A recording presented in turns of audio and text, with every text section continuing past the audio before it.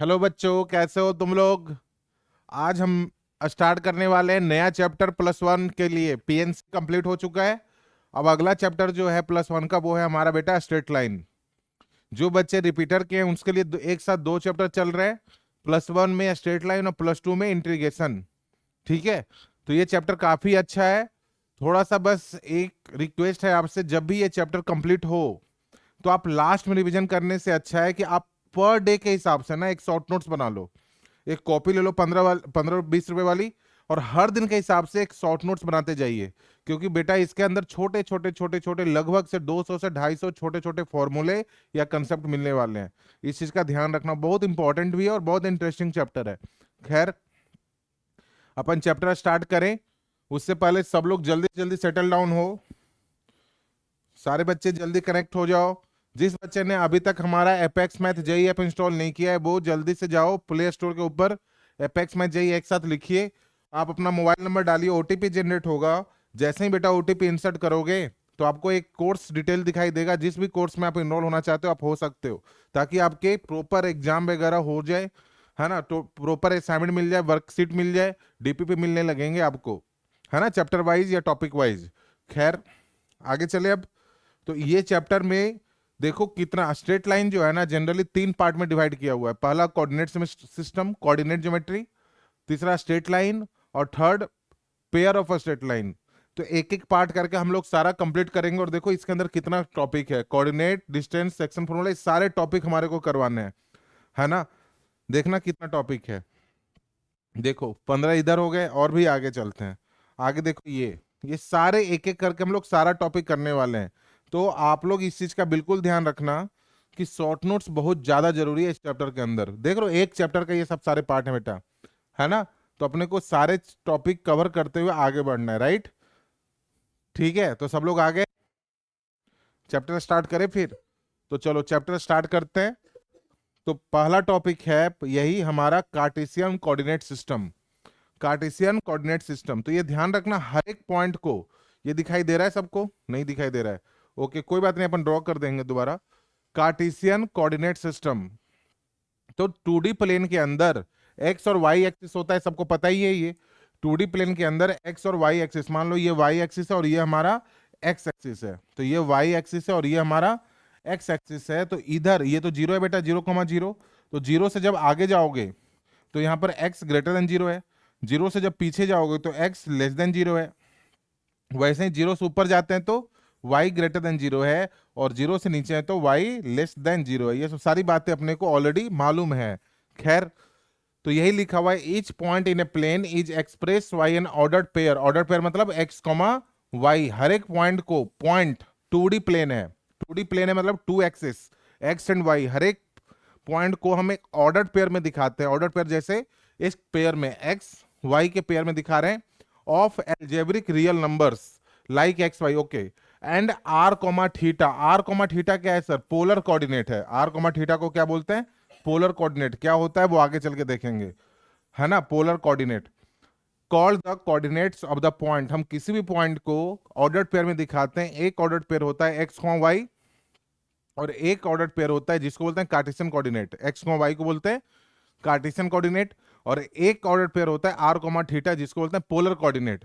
तो एक एक करके दोनों को आज कंप्लीट करते हैं। खैर, अब देखो गौर से, अगर एक्स कोमा वाई है तो इस एरिया में एक्स पॉजिटिव तो वाई भी पॉजिटिव है। तो फर्स्ट इसको बोलते हैं हम लोग फर्स्ट क्वाड्रेंट। सबको मालूम है ये सब छोटी छोटी बातें। यहां पर देखो एक्स निगेटिव मगर वाई पॉजिटिव है तो इसको बोलते हैं सेकंड क्वाड्रेंट। एंटी क्लॉकवाइज होती है क्वाड्रेंट की, है ना। फिर यहाँ पर देखो ये निगेटिव, एक्स भी निगेटिव है और वाई भी निगेटिव है तो इसको बोलते हैं थर्ड क्वाड्रेंट। और वैसे ही इधर जाओगे तो एक्स पॉजिटिव मगर वाई निगेटिव है तो इसको बोला फोर्थ क्वाड्रेंट। बोलो सही है यहाँ तक, है ना। तो इसको बोलते हैं रेक्टेंगुलर कार्टेशियन कोऑर्डिनेट सिस्टम। ठीक है, जिसमें एक्स और वाई एक्सिस के बीच दोनों एक्सिस क्या आपस में परपेंडिकुलर है, राइट। आगे चलें अब, चलो आगे चलते हैं। तो अगला फिर इसके बाद देखो कुछ जो अपने को पता है, ये हमने 10th में 9th में भी किया हुआ है टॉपिक। कार्टेशियन पहला ऑर्डिनेट। ऑर्डिनेट मतलब होता है वाई कोऑर्डिनेट। देखो ऑर्डिनेट यानी वाई कोऑर्डिनेट। यहां पर देखना एक बार, एक चीज और बताता हूं तुम्हारे को। जैसे देखिए, ये मान लो हमारा वाई एक्सिस है और ये एक्स एक्सिस है बेटा। ये एक्स एक्सिस है और ये हमारा वाई एक्सिस है, ठीक है ना। एक्स एक्सिस के ऊपर वाई कोऑर्डिनेट हमेशा 0 होगा और वाई एक्सिस के ऊपर एक्स कोऑर्डिनेट हमेशा 0 होगा, ये पता है अपने को, है ना। फिर मान लीजिए कोई पॉइंट है हमारे पास एक्स कॉमा वाई, ये हमारा मान लो पी एक्स कॉमा वाई, और हमने ये पी पॉइंट से एक परपेंडिकुलर ड्रॉ करी on the x axis, x axis. तो ये मान लो हमारा है एम, तो इसका कोऑर्डिनेट क्या होगा बेटा, एक्स कोऑर्डिनेट एक्स है तो वाई कोऑर्डिनेट तो हमेशा एक्स एक्सिस पे 0 होता है। वैसे ही पी पॉइंट से एक परपेंडिकुलर ड्रॉ किया on Y axis, let Q, तो इसका हो गया 0 कॉमा वाई, है ना, क्योंकि वाई कोऑर्डिनेट के ऊपर एक्स कोऑर्डिनेट हमेशा 0 होता है। खैर, अब देखो और क्या सीखना था इसमें, और सीखना है कि इसको क्या बोलते हैं, तो इसको बोलते हैं प्रोजेक्शन। क्या बोलते हैं, प्रोजेक्शन। किसका, projection of point P, point P किसके ऊपर, on on x axis, on x axis के ऊपर, है ना, किसके ऊपर, ऑन एक्स एक्सिस के ऊपर। अच्छा ये क्या है, ये भी प्रोजेक्शन लेंथ है, प्रोजेक्शन, देखो प्रोजेक्शन बोल रहा हूं मैं, प्रोजेक्शन ऑफ पॉइंट पी किसके ऊपर, on Y axis, y axis के ऊपर। खैर यहां तक समझ में आया ये प्रोजेक्शन। अच्छा ये क्या है बताओ, ये वाला क्या है, ये हमारा क्या है, इसको क्या बोलोगे, foot of perpendicular, foot of perpendicular किसका, ऑफ पॉइंट पी किसके ऊपर, ऑन एक्स एक्सिस। बात समझ में आ रही है ये, इसको क्या बोलोगे, फुट ऑफ, ये भी परपेंडिकुलर है ना, तो इसको भी बोलेंगे foot of perpendicular on point, of point P, on नहीं, of point P on Y axis. खैर यहां तक समझ में आया नहीं आया, ठीक है, तो ये ध्यान रखना। अब एक्स एक्सिस के ऊपर, एक्स को दूसरा नाम एब्सिसा भी बोलते हैं और वाई एक्सिस का दूसरा नाम ऑर्डिनेट भी बोलते हैं। खैर अब आगे चलें, अब तो कुछ चीजें यहाँ पर ध्यान देने वाली बात क्या है, ध्यान से देखो, ध्यान क्या क्या देना है अपने को। पहली चीज, पहला पॉइंट पढ़ो सब लोग, क्या है, द ऑर्डिनेट मतलब y coordinate of every point on x axis is 0, ठीक है सर। द एब्सिसा मतलब x coordinate of every point on Y axis is 0, पता ही है अपने को ये सब। अब्सिसा एंड ऑर्डिनेट दोनों 0 होता है, कहां पे, ओरिजिन पे। फिर abscissa and ordinate of a point are perpendicular distance from X and Y axis, जिसको हम लोग बोलते हैं प्रोजेक्शन। परपेंडिकुलर डिस्टेंस को हम लोग क्या बोल रहे हैं, प्रोजेक्शन, ठीक है ना। इक्वेशन ऑफ एक्स एक्सिस बता दिया, और वाई एक्सिस का होता है एक्स इक्वल टू 0। ये सारी बातें अपने को ऑलरेडी मालूम है, बेसिक है ये। खैर अब पहला क्वेश्चन बिल्कुल 0 लेवल का है ना, 6 क्लास के लेवल का। ये क्या है, पढ़ो, पोजीशन ऑफ पॉइंट ऑफ, देखो तो ये ऑर्डर पेयर गिवन है हमारा, तो ये क्या है, प्लस प्लस, ये है माइनस प्लस क्योंकि निगेटिव पॉजिटिव, ये है पॉजिटिव निगेटिव, और ये है निगेटिव निगेटिव। तो अब अपने को जब मालूम है, तो ये वाला पॉइंट 1,30 कहाँ पे आएगा, 1,30 मान लो फर्स्ट क्वाड्रेंट में आएगा, -1,30 -1,30 और 1,-30 1,-30, ठीक है ना। और -1, -30 दोनों निगेटिव है तो थर्ड क्वाड्रेंट में आएगा। जब इसको मिलाओगे तो ये रेक्टेंगल जैसा कुछ फील लेगा, स्क्वायर नहीं है ये क्या है, रेक्टेंगल है। बोलो समझ में आया नहीं आया, रेक्टेंगल है, रेक्टेंगल है, ठीक है। खैर और आगे चलें, ठीक है चलो। अगला, अगला देखिए, find point on x axis who lies from, ये देखो अब ये बताना, find point on x axis who lies from 3,5 at distance p always such that, बोला है कि एक्स एक्सिस के ऊपर एक पॉइंट बताओ। ओहो, find point on x axis, find point on x axis who lies 3,5, ये पॉइंट p है 3,5, बोला है एक्स एक्सिस के ऊपर हमारे को कोई पॉइंट बताओ सच दैट कि p इज लेस देन 5 हो, p इक्वल टू 5 हो और p ग्रेटर देन 5 हो। 3 पॉइंट बताना है, 3 केस दिया हुआ है। अब एक चीज बता बेटा कि सर अगर ये p पॉइंट है तो तेरे को पता है कि ये perpendicular distance that means y coordinate मतलब 5 यूनिट है ना। अगर ये p पॉइंट है तो अगर मैं y एक्सिस के ऊपर परपेंडिकुलर ड्रॉ करूं तो ये परपेंडिकुलर डिस्टेंस को बोलते हैं x कोऑर्डिनेट, और x इक्वल टू कितना है 3। खैर ओके, चूंकि एक्स एक्सिस के ऊपर मेरे को पॉइंट चाहिए, तो कितनों लोगों को पता होगा कि perpendicular distance is the shortest distance, perpendicular distance is the shortest distance, ये तो मालूम ही है ना। शॉर्टेस्ट डिस्टेंस को अपन क्या बोलते हैं, परपेंडिकुलर डिस्टेंस। ये वाला थ्योरी मालूम है ना सबको। तो ऐसे सोचो कि सर मेरे से तो परपेंडिकुलर डिस्टेंस ही 5 यूनिट है, यहाँ पे परपेंडिकुलर डिस्टेंस 5 यूनिट है। मतलब अगर आपको पॉइंट पी से अगर एक्स एक्सिस के ऊपर जाना है तो आपको मिनिमम मिनिमम कितना चलना पड़ेगा, 5 यूनिट चलना पड़ेगा। अगर पॉइंट पी से अगर एक्स एक्सिस के ऊपर जाना है तो मिनिमम 5 यूनिट चलना ही पड़ेगा। क्यों? क्योंकि सर ये वाला डिस्टेंस जो है ना वो है क्या, 5 यूनिट है। तो एक्स एक्सिस पे अगर जाना है किसी पॉइंट से तो आपको परपेंडिकुलरली ही जाना पड़ेगा शॉर्टेस्ट पाथ के लिए। तो अगर यहाँ पे देखें तो शॉर्टेस्ट पाथ कितना है, 5 यूनिट के डिस्टेंस पे है ना। If I want to reach on x axis from point P, then we have to move at least 5 units, है ना, कम से कम 5 यूनिट चलना पड़ेगा, राइट। अब हमसे क्या बोला है कि पॉइंट P बताओ, पॉइंट कोई बताओ एक्स एक्सिस के ऊपर जो लेस देन 5 है। तो हम बोलेंगे यार 5 यूनिट से अगर तुम कम चल पाओगे तो एक्स एक्सिस के ऊपर तो पहुंच ही नहीं पाओगे, क्योंकि एक्स एक्सिस पे पहुंचने के लिए कम से कम तो 5 यूनिट तो ये वाला चलना ही पड़ेगा। नहीं आया समझ, क्योंकि यही डिस्टेंस परपेंडिकुलर है। तो ऐसा कोई पॉइंट तो मिलेगा ही नहीं, तो नो सॉल्यूशन हुआ, कोई ऐसा पॉइंट पॉसिबल ही नहीं है। उम्मीद है समझ में आया होगा, बात समझ में आई। लेकिन अगर मैं यही बोलूं कि बताओ एग्जैक्टली 5 यूनिट पे, तो हम बोलेंगे अच्छा एग्जैक्टली मतलब कम से कम तुम 5 यूनिट चले हो। मतलब इस पॉइंट से अगर आप एग्जैक्टली 5 यूनिट आगे चलोगे तो आपको कौन सा पॉइंट दिखाई देगा, 3,0। एग्जैक्टली अगर 5 यूनिट चलना है तो कौन सा पॉइंट है, 3,0। अब बोला है ले ग्रेटर देन 5 यूनिट, तो ग्रेटर देन अगर 5 यूनिट चलना है तो ग्रेटर देन 5 यूनिट पे तो बहुत सारे पॉइंट है। देखो ये 5 यूनिट का है, थोड़ा सा भी इधर उधर हुए तो ये ग्रेटर देन 5 यूनिट हो जाएगा। ये सारे पॉइंट ग्रेटर देन 5 यूनिट वाले हैं, बोलो सही है क्या? ये सारे पॉइंट ग्रेटर देन 5 यूनिट वाले हैं, है कि नहीं? बात समझ में आ रही है ये? तो ऐसा कितने पॉइंट मिलेंगे, बोलोगे सर ऐसे तो फिर इन्फिनाइट पॉइंट मिलेंगे। तो मैं बोलूंगा यही आंसर भी है। बोलो समझ में आया नहीं आया? आगे चलेंगे। तो ध्यान रखना अगर किसी पॉइंट से एक्स एक्सिस के ऊपर जाना है तो कम से कम शॉर्टेस्ट कितना चलना पड़ेगा, वाई कोऑर्डिनेट के इतना डिस्टेंस कवर करना पड़ेगा। अगर किसी पॉइंट से वाई एक्सिस के ऊपर जाना है तो मिनिमम से मिनिमम कितना चलना पड़ेगा, 3 यूनिट तो चलना ही पड़ेगा। मतलब एक्स कोऑर्डिनेट के ऊपर इक्वल चलना ही पड़ेगा। बोलो सही है? आगे चलें, चलो आगे चलते हैं। अगला देखो, अगला क्वेश्चन क्या है,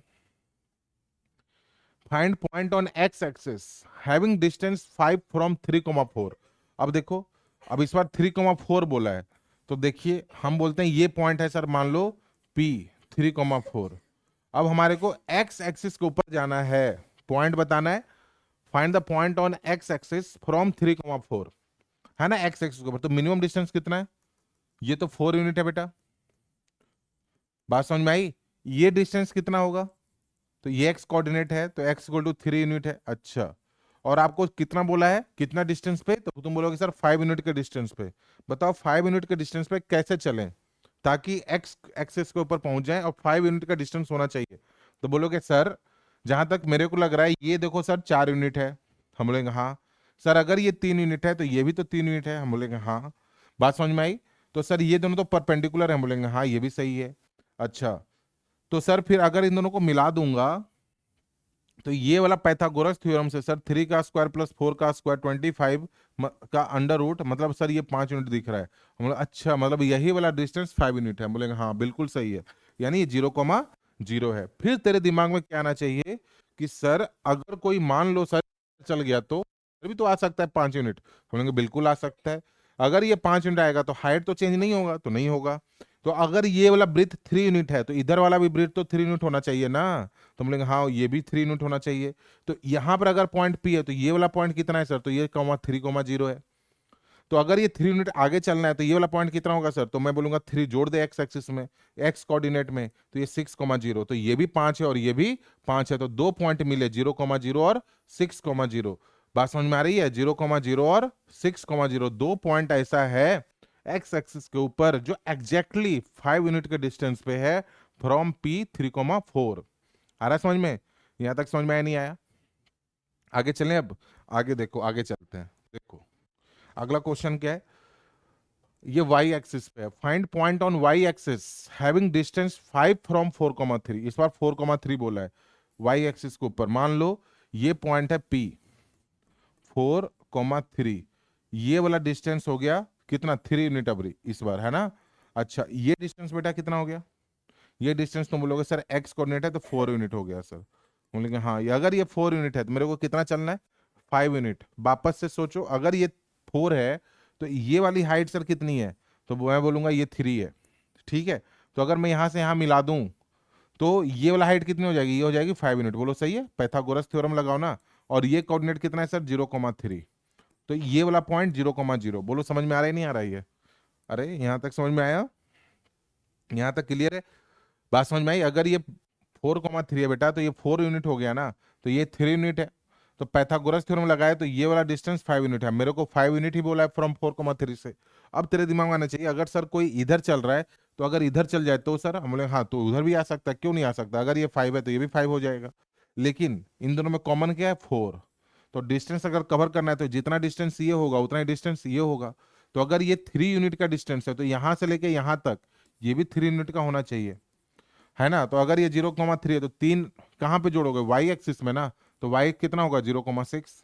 तो 2 पॉइंट वापस मिल रहे हैं, कौन कौन से, एक तो 0,0 और एक मिल रहा है 0,6। नहीं आया समझ, एक तो 0,0 और दूसरा 0,6। यहां तक समझ में आया नहीं आया, आगे चलें, आगे चलें। अब अगला देखो, अगला क्वेश्चन, ये क्वेश्चन अच्छा है, ये क्वेश्चन भी करते हैं अपन। Suppose ABC is a triangle, ठीक है सर, विथ 3 एक्यूट एंगल। एक ट्रायंगल है जिसके 3 एक्यूट एंगल हैं, तीनों एंगल एक्यूट है, ठीक है सर, तीनों एंगल एक्यूट एंगल है, ए बी और ये सी, तीनों एंगल एक्यूट हैं, ठीक है। Find the quadrant in which the point this, एक पॉइंट ये है, मान लो ये एक्स है और ये वाई है। बात समझ में आई। तो क्वाड्रेंट बोला है, मतलब मेरे को एक्स और वाई के साइन में बात करनी है, क्योंकि क्वाड्रेंट पहचाना है मतलब एक्स और वाई का साइन चेक करना है, एक्स कोऑर्डिनेट और वाई कोऑर्डिनेट का साइन चेक करना है कि एक्स पॉजिटिव है कि वाई पॉजिटिव है, क्या है, उन दोनों के हिसाब से अपन क्वाड्रेंट डिसाइड कर लेते हैं। मतलब ये क्वेश्चन है कि we have to check whether cos b minus sine is positive और negative and y equal to sine b minus cos a is positive और निगेटिव। कैसे चेक करोगे, अब ध्यान से सुनना। क्या ये मानते हो कि sir if A B C are acute, if A B C are acute, अगर दो एंगल, अगर तीनों एंगल एक्यूट हैं तो दो एंगल का सम हमेशा 90 से ज्यादा होगा, ये बात मालूम है। अगर ए बी सी एक्यूट है, जैसे सोच लो ना, अगर ए बी सी एक्यूट है तो दो एंगल का सम 90 से ज्यादा होगा। बात समझ में आई, क्योंकि तीनों एंगल एक्यूट तभी होंगे जब दो एंगल का सम 90 से ज्यादा होगा, तभी ना तीसरा एंगल 90 से कम होगा बेटा। बात समझ में आई ना। तो दो एंगल का सम 90 से ज्यादा होगा तभी, जैसे दो एंगल का सम मान लो 92 हो गया या 91 हो गया तो तीसरा एंगल 89 हो जाएगा। अगर कोई दो एंगल का सम ही 90 से कम हो गया ना, मान लो 89, तो तीसरा एंगल 91 होना पड़ेगा, क्योंकि sum of all the angles of triangle should be 180। तो एक्यूट होने के लिए दो एंगल का सम तो 90 से ज्यादा होना चाहिए। खैर अब मेरे को कौन सी फोटो चाहिए, cos B minus sine B. तो मैं बोला एक काम कर लो, बी इक्वल टू लिखो 90 माइनस ए, सही है। अब मेरे को कॉस बी यानी कॉस मैं दोनों तरफ अप्लाई करता हूँ, गौर से देखो यहाँ पर फिर एक लॉजिक लगेगा, कॉस 90 माइनस ए, है ना। अब देखो कॉस फंक्शन जो होता है बेटा 90 से पहले, कॉस फंक्शन जो 90 से पहले होता है, ये मान लो 90 डिग्री है यहाँ पर, तो कॉस फंक्शन 0 और 90 के बीच में क्या है, डिक्रीजिंग, क्या है, डिक्रीजिंग। अगर कोई फंक्शन डिक्रीजिंग हो तो जैसे मान लो यहाँ पर x1 है और यहाँ पर x2 है, ध्यान से समझना। अगर मान लीजिए यहाँ पर x1 है और यहाँ पर x2 है, तो ये वाला फंक्शन हमारा cos x1 है और ये वाला फंक्शन हमारा cos x2 है। बोलो सही है। तो तुम गौर से देखना कि अगर x2 ग्रेटर देन x1 था, क्योंकि x2 आ गया ना, तो यहां पर x2 नीचे आ गया है, यानी cos x2 less than cos x1 है बेटा। ये बात समझ में आई। If function is decreasing then sign of inequality will be change. कहां से ट्रिगो वाला कंसेप्ट आके बैठ गया है, बात समझ में आ रही है। अब देखिए, यानी जब हम b, अगर ये बड़ा है 90 माइनस ए से, तो cos b छोटा होगा cos 90 माइनस ए से। तो cos b तो cos b हो गया, बात समझ में आई? लेस देन कॉस 90 माइनस है साइन ए, और मेरे को फोटो क्या बनानी है, कॉस बी माइनस साइन ए, तो ये क्या हो गया, कॉस बी माइनस साइन ए लेस देन 0। ये बना क्वेश्चन। यानी पहला जो x तुम बोल रहे थे, x तो सर निगेटिव आया है, हम बोलेंगे बिल्कुल सही है। बात समझ में आई? Same same process, same thought process हमारे को इसके लिए लाता हूँ। ये समझ में आ गया? ये मिटा दूं, जगह चाहिए थोड़ा सा, चलो ये मिटा देते हैं, ठीक है ना, क्योंकि रिकॉर्डिंग है, तुम्हारे को मिल ही जाएगा ये एज इट इज। खैर, दूसरा क्या बनाना है, हमारे को पता है कि sir a plus B greater then 90 है, इस बार क्या बनाना है, b माइनस ए, तो मैं b ग्रेटर देन 90 माइनस ए लिखता हूं। अब साइन b है तो मैंने साइन को इंट्रोड्यूस किया। अब ध्यान से देख, अगर मैं साइन का ग्राफ देखूं 0 से 90 में, तो साइन का ग्राफ 0 से 90, ये 90 डिग्री मान लो, ये 0 मान लो, तो साइन का ग्राफ देखो इंक्रीजिंग है बेटा 0 से 90 में। कॉस का ग्राफ डिक्रीजिंग था, तो ये इंक्रीजिंग है। यहां पर क्या होगा, मान लो ये x1 है, तो ये साइन x1 है। अगर ये x2 है, तो ये साइन x2 है कि नहीं? तो कहने मतलब if x2 greater than x1 है, तो साइन x2 भी तो ऊपर ही है ना, ग्रेटर देन साइन x1 है। बोलो सही है यहां तक, है ना? तो साइन बी, तो sign of inequality change sign के केस में नहीं होता है, तो sine B greater than sine 90 minus यही रहेगा। बोलो सही है ये? तो ये क्या बना, sine B greater than cos A, तो यहां से क्या बना, sine B minus cos A greater than 0। बात समझ आई? इसका नाम तुमने y बोला है, तो y greater than 0, y greater than 0 आ रहा है समझ में? तो यानी x निगेटिव है, y पॉजिटिव है, x निगेटिव y पॉजिटिव, तो कौन सा कोऑर्डिनेट मिला यहाँ पे, x निगेटिव है ना इधर, और इधर y पॉजिटिव है, तो कौन सा कोऑर्डिनेट मिला, सेकंड। तो इसका आंसर क्या होगा, सेकंड कोऑर्डिनेट। समझ में आया नहीं आया? ये थोड़ा सा अच्छा क्वेश्चन है, लिटरली अच्छा क्वेश्चन है। आया समझ में? आगे चले, आगे देखो, अगला क्वेश्चन देखो, ये क्या बेटा, हाँ ये क्वेश्चन कैसे करोगे बताओ, थोड़ा सा लॉजिकली सोचो। बोला है find the quadrant in which p log, फिर से क्वाड्रेंट पूछा है, लेकिन एक ध्यान रखना, x ग्रेटर देन 0 बोला है, ठीक है सर? तो एक चीज बता, इसको कैसे निकालोगे? ये मान लो x है, और ये मान लीजिए y है पूरा का पूरा, तो x और y पे मेरे को फोकस करने बोला हुआ है, गौर से देख, p इक्वल टू, तो x इक्वल टू क्या है, log of 2 5 plus sine square x. मैं एक काम करता हूं, अगर ये x है तो मैं इसको ना x1 बोल देता हूं, किसको, x1 अंदर वाले को, let x1 equal to 5 plus sine square x. ध्यान से देखना, 5 प्लस साइन स्क्वायर एक्स। अब बताओ 5 प्लस साइन स्क्वायर की वैल्यू कहां से कहां तक होगी, 5 प्लस साइन स्क्वायर एक्स की वैल्यू कहां से कहां तक होगी? तुम बोलोगे सर साइन स्क्वायर एक्स तो जो होता है ना, वो 0 से और 1 के बीच में होता है। बोले हाँ, तो सब में सर 5 जोड़ दो, तो ये 5 से लेके 5 प्लस 1 6, और इधर 5, तो यानी x1 जो है ना, मतलब जो log 2 के अंदर बैठा हुआ है, वो 5 और 6 के बीच में है।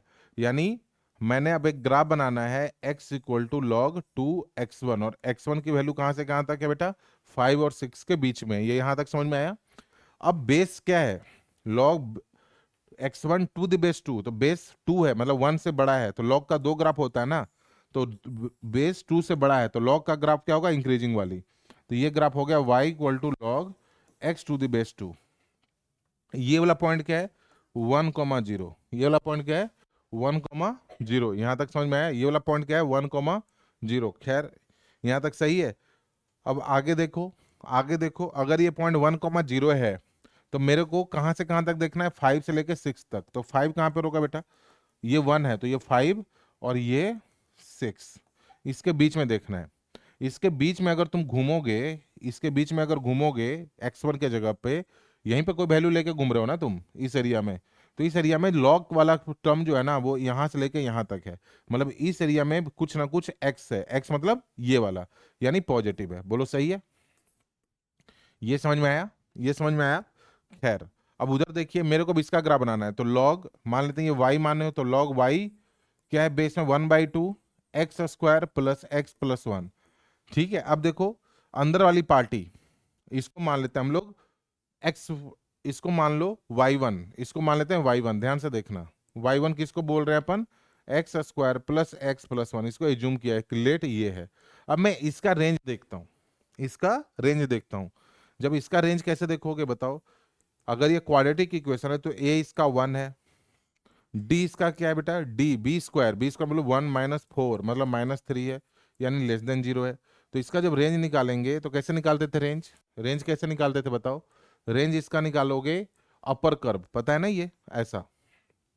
एक चीज बताना, ये वाला पॉइंट क्या होता है, तो तुम बोलोगे सर क्वाड्रेटिक में पढ़ा था -b/2 है -d/4 है, हर एक केस में होता है ये ध्यान रखना, हर एक केस में होता है, ऐसा नहीं कि अपर कोई भी क्वाड्रेटिक ऐसा हो, टर्निंग पॉइंट जितने भी होंगे ये या ये, ऑल केस में है ना, ऑल केस मतलब ये हो या ये हो या ये हो, सभी केस में यही होगा, -b/2 है और -d/4 है, ठीक है। और अगर इसका रेंज बताना है तो रेंज हम क्या बताएंगे, पर रेंज मतलब हाइट यहां से लेके यहां तक, यानी वाई एक्सिस के लॉन्ग, वाई एक्सिस के लॉन्ग मतलब रेंज क्या है, -d/4 से लेके इन्फिनिटी तक। तो इसका रेंज देखो, ये जो अंदर वाला कर्व है ना, रेंज क्या है इसका, -d/4 है, तो -d कितना है बेटा, माइनस का -3/4 और a1 तो 3/4 है, यानी इसका जो रेंज है ना, रेंज इसका जो है वो है हमारा 3/4 से लेके y बिलोंग्स टू 3/4 से लेके इन्फिनिटी। लेकिन अब देखो 3/4 से इन्फिनिटी, लेकिन मिनिमम x की वैल्यू अगर 0 लोगे तो इसकी वैल्यू क्या हो जाएगी बेटा, इसकी वैल्यू हो जाएगी 0, अगर लोगे तो इसकी मिनिमम वैल्यू 1 हो जाएगा। तो रेंज ये नहीं होके रेंज क्या होगा, 1 से लेके इन्फिनिटी तक। पहले बताओ ये समझ में आया। ऐसे अगर मैं इसके ऊपर गौर नहीं करूं तो इसका रेंज होगा -3/4 मतलब 3/4 से लेके इन्फिनिटी तक। लेकिन जब x को कंसिडर कर लें तो ये x जब यहां पुट करेंगे तो x की वैल्यू 1 से लेके, क्योंकि हम दोनों को देखना चाह रहे हैं, बात समझ में आई, ध्यान से देखना, मैं ये बताने की कोशिश कर रहा हूं आपको कि हम लोग रेंज ये भी निकाले हैं, लेकिन but x should be greater than 0, तो y1 belongs to 1 to infinity. तो दोनों का इंटरसेक्शन क्या होगा, एक पार्टी बोलती है 3/4 से इन्फिनिटी चलो, ये टच में है, और ये बोलता है 1 से इन्फिनिटी चलो लेकिन लॉन्ग में, तो कॉमन क्या मिला, ये वाला। तो रेंज इसका y1 कहां से कहां तक है, 1 से लेके इन्फिनिटी तक। y1 मतलब अंदर में जो बंदा बैठा हुआ है ना, वो 1 से इन्फिनिटी तक बैठा हुआ है। खैर है ना, बात समझ में आई यहाँ तक, यहाँ तक क्लियर हुआ। तो 1 से लेके इन्फिनिटी तक, तो अंदर में कौन है बताओ। अब यहाँ पर देखो y = x² plus x plus 1 log है और बेस में 1/2 है। जब बेस में 1/2 होता है तो ग्राफ कैसा होता है, डिक्रीजिंग ऐसा, है ना। और ये वाला पॉइंट क्या है, 1,0। अब ध्यान से देखो बेटा, ये वाला जो पार्टी है वो कहां से कहां तक है, तो तुम बोलोगे सर ये तो 1 से लेकर इन्फिनिटी तक है। अभी तुम यही बातें कर रहे थे कि ये वाली पार्टी सर 1 से लेके इन्फिनिटी तक है। ध्यान से देख, इसी के बारे में बोल रहे थे ना कि ये वाली जो पार्टी है सर वो 1 से लेके इसका नाम y1 था ना, तो इस ये वाली पार्टी सर 1 से लेके इन्फिनिटी तक है। मैं बोलूंगा हाँ यही था 1 से इन्फिनिटी, मतलब लॉग के अंदर जो बंदा बैठा हुआ है ना, वो लॉग से लेके इन्फिनिटी तक में कुछ भी हो सकता है। 1 से लेके इन्फिनिटी तक, 1 पे ओपन है कि क्लोज है, तो ओपन है, यानी x की वैल्यू अंदर में जो बैठा हुआ है, अंदर कौन होता है, x होता है ना एक तरीके से, तो x की वैल्यू 1 से लेके इन्फिनिटी तक कहीं भी हो सकती है, 1 पे ओपन है। तो इस एरिया में जो लॉग का कैरेक्टर है वो कैसा है, ऊपर है कि नीचे है, तो तुम बोलोगे नीचे है सर, यानी इस एरिया में लॉग x बेस्ड 1/2, इस एरिया में लॉग का कैरेक्टर कैसा है, नीचे है, मतलब ये वाली पार्टी फिर क्या होगी, लेस देन 0, यानी y की वैल्यू लेस देन 0 होगी। आया समझ नहीं आया।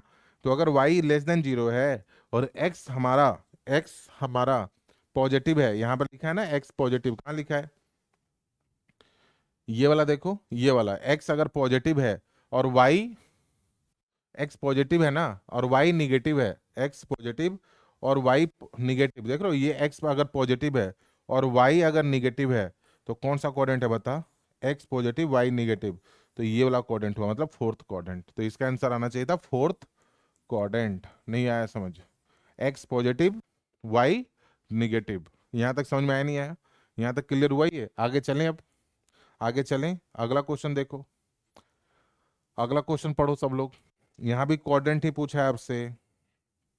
अगला क्वेश्चन क्या है बताओ, a² plus b² minus ab, और इधर है 2ab - a² - b²।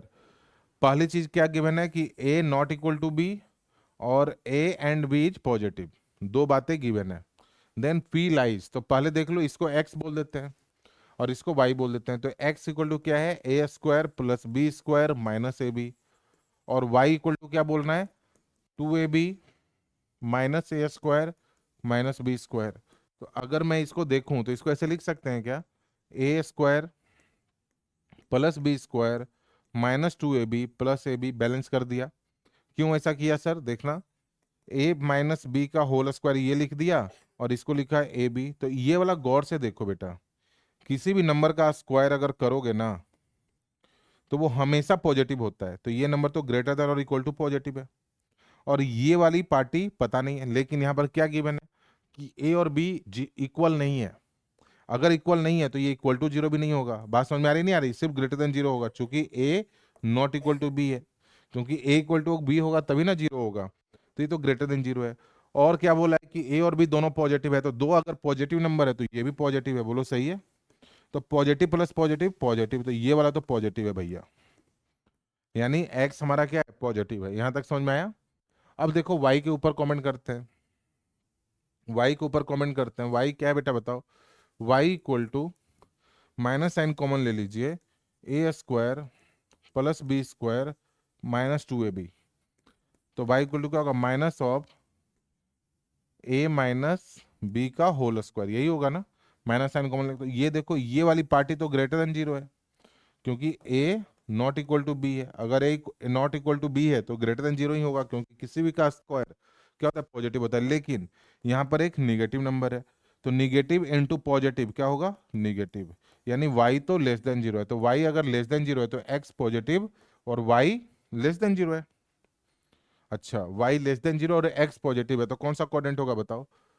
वापस से x पॉजिटिव और y लेस देन जीरो, तो वापस से कौन सा कोऑर्डिनेट है, फोर्थ क्वाड्रेंट है कि नहीं। तो इसका भी आंसर क्या आएगा, फोर्थ क्वाड्रेंट आएगा। बोलो समझ में आ रहा है नहीं आ रहा। आगे चलें अब, ये अगला देखो, अगला क्वेश्चन भी गौर से देखना। अच्छा, अब अगला करते हैं। अगला है, अगला कोऑर्डिनेट सिस्टम है इंपॉर्टेंट, पोलर कोऑर्डिनेट। कार्टेशियन हो गया, डन, ठीक है ना। कार्टेशियन में ज्यादा कुछ है नहीं, अपन 9th में 10th में 7 में सब क्लास में पढ़ पढ़ के आए हुए हैं। इधर थोड़ा बहुत देख लिया क्वेश्चन जेई के हिसाब से, ठीक है।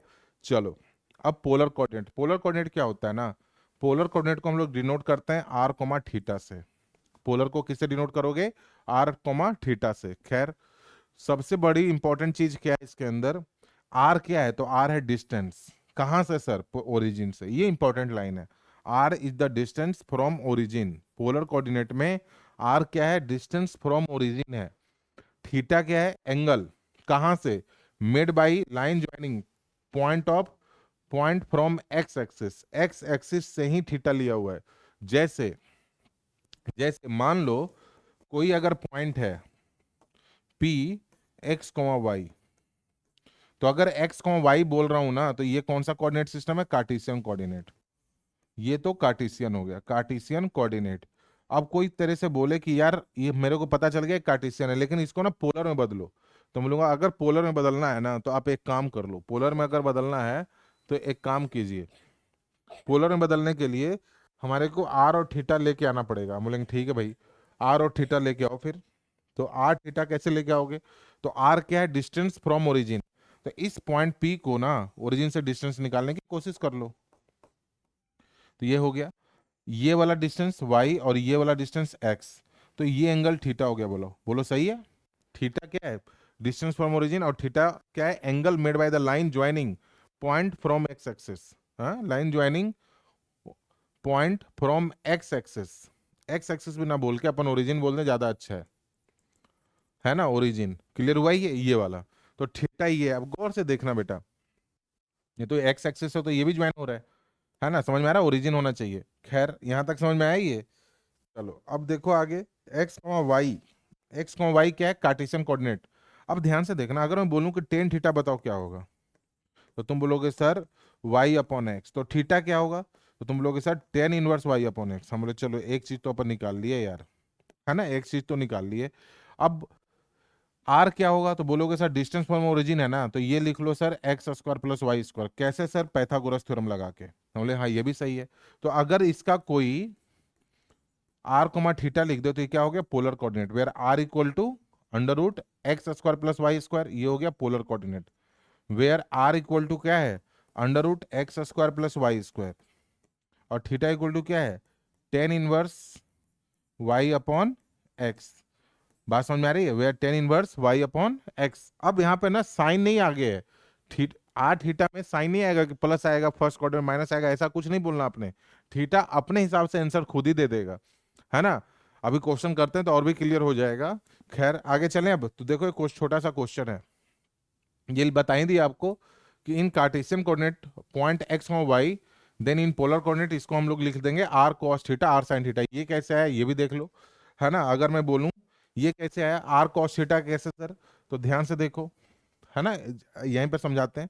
अगर कार्टेशियन कोऑर्डिनेट में ध्यान से देखो, मैंने क्या बोला आपको कि ये पॉइंट मान लीजिए पी एक्स वाई है कार्टेशियन में, तो पोलर में क्या होगा आर कोमा थीटा, आर और थीटा के रेस्पेक्ट में। तो देखिए आर और थीटा अगर मैं बोलूं तो ये बताओ, ये हो गया आर तुम्हारा, ये तो आर हो गया ना बेटा, डिस्टेंस फ्रॉम ओरिजिन, ये हो गया थीटा, ये वाई हो गया और ये एक्स हो गया, और इसको बोल दो एम, और ये है परपेंडिकुलर।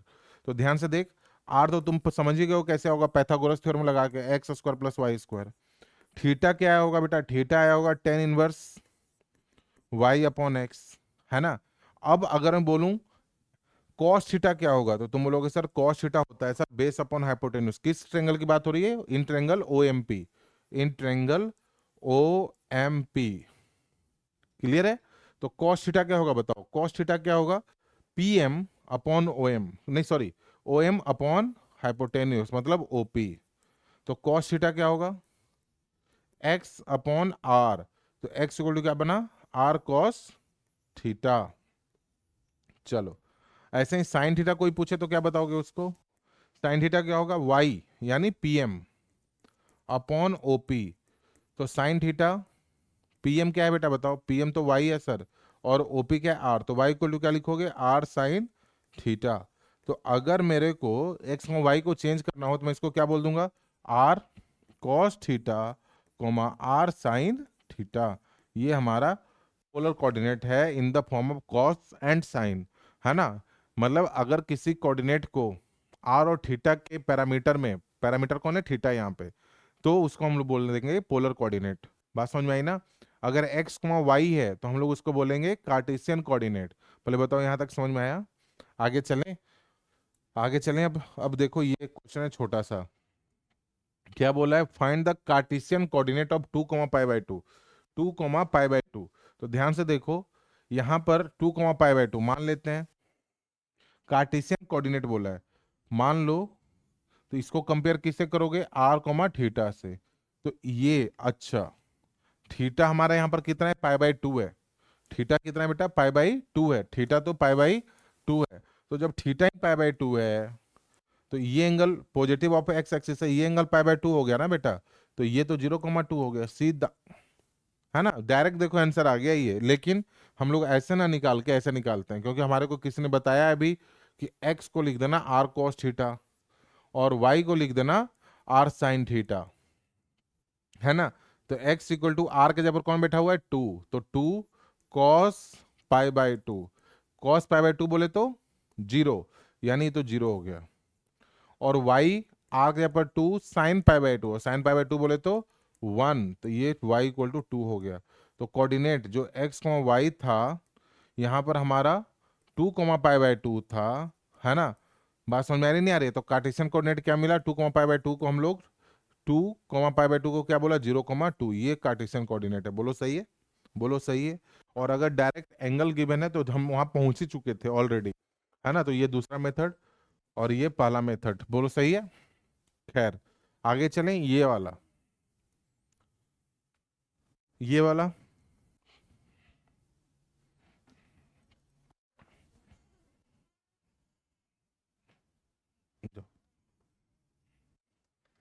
चलो ये वाला कैसे करे बताओ बेटा, ये वाला ट्राई करो एक बार, ये वाला ट्राई करो। पेंसिल रहने दो, पेंसिल रहने दो इधर ही, पेंसिल रहने दो, दीवार पे लिख दोगे लो। हाँ, ये वाला कैसे करेंगे बताओ। चलिए, हाँ ठीक है। अब यहाँ देखो, draw the polar coordinate of r comma theta. अब इसका पोलर कोऑर्डिनेट बनाना है। पहला 2, π/3 है। जैसे देखो, ये है x, y। अगर निकालना है इसका, है ना, तो पहला कोऑर्डिनेट है 2, π/3। तो x इक्वल टू इसके हिसाब से क्या आएगा, 2 cos π/3।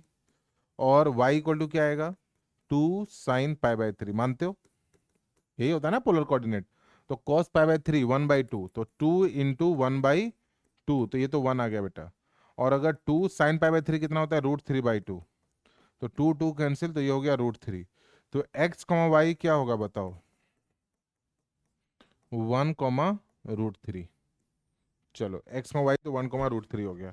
आगे अगर मैं बोलूं -2, π/3 है, तो इसका भी देख लो, x क्या होगा, -2 cos π/3। तो -2 cos π/3 1/2, तो ये तो -1 आया। और y क्या होगा बताओ, -2 sin π/3। तो sin π/3 √3/2। बात समझ में आई। देख लो कितना बेसिक से अपन करवा रहे हैं, एक एक चीज करवाने हैं। तो x, y कितना हो गया, -1, -√3। ये हमारा पोलर कोऑर्डिनेट है, तो ये हमारा कार्टेशियन कोऑर्डिनेट है। तीसरा क्या है, कितने पॉइंट है यार, 4 5, ओके 4। फिर अगला है -2, -π/3। इसको गौर से देखना। एक्स क्या होगा बेटा, -2 cos थीटा, थीटा के ऊपर -π/3। लेकिन एक चीज बता, cos माइनस थीटा क्या होता है, cos थीटा। तो ये तो cos π/3 हो गया। cos π/3 1/2 होता है, तो ये हो गया -2 × 1/2। तो ये हो गया -1। आ रहा है समझ में, cos of minus theta, cos theta. y equal to क्या होगा, -2 sin -π/3। और साइन ऑफ माइनस थीटा क्या होगा बेटा, sine of minus theta minus sine theta, मतलब 2 sin π/3। तो 2 sin π/3 कितना होगा, √3/2, है ना। तो 2 कैंसिल, तो यहाँ पर √3 आया। तो x, y इस केस में क्या बना हमारा, -1, √3। खैर लास्ट वाला क्या है, 2, -π/3 है। तो देखो x इक्वल टू 2 cos -π/3। -π/3 कितना है, 1/2। 1/2 से 2 कैंसिल हुआ तो 1 आएगा। बोलो सही है ये। cos -π/3 कितना होगा, 1/2, तो 1 आएगा। और y इक्वल टू क्या लिखोगे, 2 sin -π/3। तो साइन -π/3 कितना है बेटा, साइन -π/3 माइनस का, y इक्वल टू -2 sin π/3 हो जाएगा। बोलो सही है। तो यहाँ से -2 × √3/2। तो इस बार ये आया माइनस का √3। बात समझ में, क्या बोला है, draw the polar coordinate, draw बोला है, तो ड्रॉ कर लेते हैं। अब ड्रॉ कैसे करोगे, ये मान लो जगह कम हो गया क्या, 1 मिनट छोटा सा बना देता हूँ, समझ में तो आया होगा ये। देखिए ड्रॉ करना है, ये मान लीजिए एक्स एक्सिस है, ये वाई एक्सिस है। पहला कोऑर्डिनेट क्या है, 1, √3। तो इस फर्स्ट कोऑर्डिनेट में सर 1, √3। और इसी को अपन क्या बोल रहे हैं, 2, π/3। ठीक है। दूसरा है -1, -√3। एक्स भी निगेटिव है, वाई भी निगेटिव है, तो -1, -√3। और इसी को क्या बोल रहे हैं अपन, -2, π/3। आ रहा है समझ में। फिर इसको क्या बोलोगे, -1, √3। तो ये हो गया -1, √3। इसी को क्या बोलेंगे अपन, -2, -π/3। खैर अब यहाँ पे फोर्थ कोऑर्डिनेट क्या है, एक्स, वाई का बताओ, 1, -√3। तो ये हो गया हमारा बेटा 1, -√3, यानी एक्स, वाई। और इसको क्या बोलेंगे अपन, 2, माइनस का π/3। बस ये हमारा ड्रॉ दी पोलर कोऑर्डिनेट। इन चारों को मिला दो, जो भी फिगर बन रहा है बता दो लोगों को कि यार ये बना है हमारा। बोलो समझ में आया नहीं आया, ये कितना आसान है बताइए। आगे चलें अब, आगे चलें,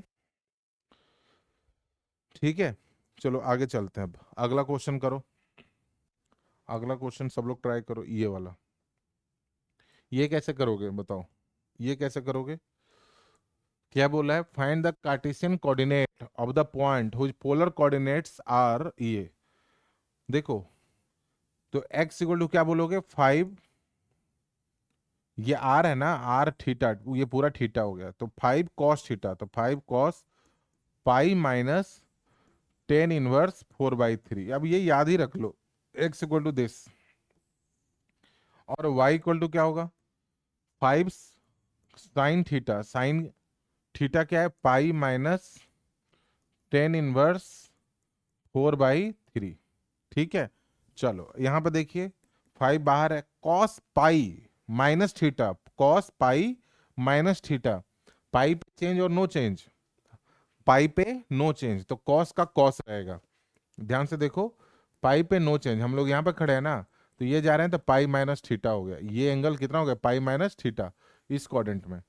बात समझ में आई? तो पाई पे चेंज और नो चेंज, तो नो चेंज बिल्कुल बराबर है सर, है ना, cos no change tan inverse 4/3। खैर, और कॉस पाई माइनस, इस क्वाड्रेंट में कॉस पॉजिटिव होता है कि निगेटिव, तो निगेटिव, तो ये हो गया -5 कॉस टेन इनवर्स 4/3। चलो आगे करते हैं, अभी पहले उधर कर लेते हैं। इसको क्या बोलोगे, 5 पाई पे चेंज और नो चेंज, तो नो चेंज, तो ये भी साइन टेन इनवर्स 4/3। लेकिन पाई माइनस थीटा, पाई माइनस थीटा, इसमें कॉस, इसमें सॉरी साइन पॉजिटिव और निगेटिव, तो पॉजिटिव, तो ये तो प्लस साइन लेके आया, तो हो गया 5 साइन टेन इनवर्स 4/3। खैर, अब एक चीज बताना, ये तो थीटा है ना, ये तो थीटा है ना, एक चीज तेरे को पता है, अगर साइन के अंदर साइन हो, जो इनवर्स पर, इनवर्स का नहीं पता होगा तुम्हारे को, साइन इनवर्स के अंदर अगर साइन हो, मतलब अगर बाहर में आईटीएफ हो, है ना, और अंदर में ट्रिगो हो, सेम जैसे साइन के अंदर साइन, कॉस के अंदर कॉस, है ना, cos inverse of cos theta theta होता है, sine inverse of sine theta theta होता है, मतलब अगर बाहर में आईटीएफ हो, इनवर्स फंक्शन हो, और अंदर में सेम ट्रिगो फंक्शन हो, तो अंदर का जो थीटा है वो बाहर निकल के आ जाता है। बात समझ में आई? तुम बोलोगे सर यहाँ पे तो कॉस है, इधर टेन है, फिर क्या करेंगे, तो अपन ध्यान से देखना, मैं बोलूंगा कि एक काम कर, टेन इनवर्स 4/3 को ना मान लो थीटा है, ये थीटा है ना, लेट, तो अब 4/3 इक्वल टू क्या लिखोगे, टेन थीटा। मैं बोलूंगा टेन थीटा क्या होता है, तुम बोलोगे सर अगर मान लो ये थीटा है तो टेन थीटा होता है परपेंडिकुलर अपॉन बेस, तो अगर ये 4/3 है तो ये 5 हो गया। तो मैं पूछूंगा बता कॉस थीटा क्या होगा, तो तुम बोलोगे सर बेस अपॉन हाइपोटेन्यूज। तो थीटा क्या होगा, तुम बोलोगे सर कॉस इनवर्स 3/5। बात समझ में आई? फिर मैं बोलूंगा साइन थीटा क्या होगा, तो तुम बोलोगे सर 4/5। तो थीटा क्या होगा, साइन इनवर्स 4/5। आया समझ में, नहीं आया, साइन थीटा 4/5। ठीक है, तो ये भी थीटा है और ये सब भी थीटा है, तो थीटा को थीटा से रिप्लेस कर रहे हैं, लेकिन फॉर्मेट को चेंज करके। तो यहाँ पर क्या लिखोगे, कॉस ऑफ, अच्छा ये भी, ये भी ध्यान रखना, चलो ये भी सही है, और ये यहाँ पर ये बन रहा है ना, साइन के अंदर साइन इनवर्स है, तो यहाँ पर एक्स, यहाँ पर एंगल नहीं होता, वैल्यू होता है। तो ध्यान रखना, अगर ट्रिगो फंक्शन के अंदर अंदर में सेम इनवर्स ट्रिगो फंक्शन हो, तो अंदर वाला जो साइन इनवर्स के साथ जो एक्स था ना, वो बाहर आ जाता है। ध्यान से समझ में आ रहा है ये? अगर यहाँ पर एक्स है जो भी है, तो वो बाहर आ जाता है, देखो ये एज इट इज बाहर आ जाता है। तो अगर मैं कॉस के अंदर सेम कॉस इनवर्स वाला डाल दूं, तो कॉस इनवर्स 3/5, तो सेम सेम हो गया, तो ये क्या हो गया, -5 इंटू 3/5 बाहर आ गया, तो ये आंसर -3 आया बेटा। यानी जिसको तुम x बोले थे वो तो -3 है। वैसे ही 5 है, साइन के अंदर सेम इनवर्स का डाल देता हूं, साइन इनवर्स 4/5, तो अगर सेम टू सेम है बिल्कुल, तो अंदर में जो फंक्शन है वो बाहर आ जाता है, 5 × 4/5, तो इसको ये 4 हो गया। आया समझ में? यानी जिसको तुमने x बोला था वो तो -3 है, और जिसको तुमने y बोला है वो 4 है, तो कितना बना, -3, 4, -3, 4। आया समझ में, नहीं आया, -3, 4 ऐसा कुछ। ठीक है, आगे चलें अब, आगे चलें, यहाँ तक क्लियर है क्या, यहाँ तक क्लियर है? अब आगे देखो, अगला क्वेश्चन क्या है, ये है, इसको कैसे करोगे, transform the equation r² equal to a² cos 2 theta. Transform the equation r² equal to a cos 2 theta. इसको ट्राई करो, कैसे करें बताओ, बताओ। अगर मैं तेरे को बोलूं कार्टेशियन फॉर्मेट में लाना है, तुम बोलोगे सर कार्टेशियन में तो x, y होता था, बोले हाँ यही होता था, ठीक है, और पोलर में जब जाते थे सर, पोलर में तो r थीटा होता था, बोले हाँ यही होता था, ठीक है। फिर मैं पूछूंगा बताओ r क्या होता था, तुम बोलोगे सर r को सर आपने बोला था √x² + y² बोलते थे, नहीं आया समझ? जैसे ये एक्स एक्सिस है, ये वाई एक्सिस है और ये पॉइंट पी है, तो आर क्या है? Distance from origin. तो ये वाई और ये एक्स, तो ये वाला आर है, तो आर तो यही होगा ना। ठीक है। और सर एक्स को या टेन थीटा को क्या बोलते थे? तो टेन थीटा को सर अपन वाई अपॉन एक्स बोलते थे। हम लोग ये भी सही बोल रहे हैं। फिर y को क्या बोलते थे तुम लोग? सर y को तो अपन अपन बोलते थे, y को r साइन थीटा। हम लोग अगर जरूरत पड़ेगी तो इसको लिख लेंगे। अगर x को क्या लिखते थे? x को लिखते थे sir r cos theta. Basic polar तो यही है ना? यही ट्रांसफॉर्मेशन है, कैसे x को y में, y को x में बदलना है। मेन तो बेसिक यही है। अब क्वेश्चन में चलते हैं। क्वेश्चन क्या बोला है? इसको आपने ट्रांसफॉर्म करना है इन कार्टेशियन फॉर्म। मतलब यहाँ पे r और थीटा है, जहां पे आर थीटा उसको दिखाई नहीं देना चाहिए, उसको एक्स और वाई दिखाई देना चाहिए। आ रहा है समझ नहीं आ रहा? जहां पे आर थीटा है वो दिखाई नहीं देना चाहिए, हमारे को एक्स और वाई दिखाई देना चाहिए। तो गौर से देखो, यहां पे है sir r square equal to A square cos two theta. तो आर स्क्वायर को क्या बोलोगे? आर स्क्वायर को बोलूंगा अंडर रूट, अगर आर ये है तो आर स्क्वायर को बोलूंगा X square plus Y square. A square तो कांस्टेंट वो रहे, कोई दिक्कत नहीं है। अब यार कॉस टू थीटा है, लेकिन मेरे को टेन थीटा मालूम है, और कॉस टू थीटा है, तो कॉस टू थीटा को या टेन थीटा को कैसे भी करके अपन ना टेन को इंट्रोड्यूस करें। तो तेरे को पता है कॉस टू थीटा का एक फॉर्मूला होता है ट्रिगो के अंदर, तुम लोग को पता होगा, है ना? Cos square theta minus sign square theta, पढ़े हो? ट्रिगो के अंदर ये होता है कॉस टू थीटा का। फिर नीचे कुछ भी नहीं है तो क्या है? वन है। तो मैंने इसको बोला cos square theta minus sign square theta upon cos square theta plus का साइन स्क्वायर थीटा। अब देखो, कॉस स्क्वायर से सबको डिवाइड कर दे, तो इसको डिवाइड किया तो वन, इसको डिवाइड किया तो टेन स्क्वायर, इसको डिवाइड किया तो वन, और इसको डिवाइड किया तो प्लस का टेन स्क्वायर थीटा। बोलो सही है ये? तो यहां पर क्या हुआ? One minus ten square theta upon one plus ten square theta. सही है? One minus ten square theta upon one plus ten square theta. यहां तक बात समझ में आई? ऐसा क्यों कर रहे हो? क्योंकि हर एक टर्म को मेरे को आर और थीटा नहीं दिखाई देना चाहिए। तो अब जहां जहां टेन थीटा, वहां पर क्या चिपका दूं? Y upon x. तो मैं इसको लिख रहा हूं one minus Y upon X का होल स्क्वायर, मतलब Y square upon X square upon one plus Y square upon X square. तो यहां से क्या हुआ? X square plus Y square equal to A square, फिर X square minus Y square upon X square plus Y square. बोलो समझ में आया? अब सर यहाँ पर तो कहीं भी कुछ भी नहीं है ना? आर और थीटा नहीं है, तो यही हमारा, बस इसमें क्या करो ना, एक्स स्क्वायर वाई स्क्वायर को ऊपर भेज दो, तो ये whole square equal to A square x square minus Y square. अब देखो यहाँ पे आर थीटा है ही नहीं, जहां जहां आर थीटा था हमने सबको रिप्लेस करके किसमें बदल दी?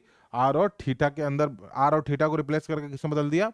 एक्स और वाई के अंदर। बोलो समझ में आया? नहीं आया समझ? आया? आगे चलें? चलो अगला क्वेश्चन। अगला क्वेश्चन क्या है बेटा? सब लोग देखो अब इधर, अगला क्वेश्चन क्या है? ये कैसे करोगे बेटा? Find the minimum distance from the एक find the minimum distance of any point on the curve from origin.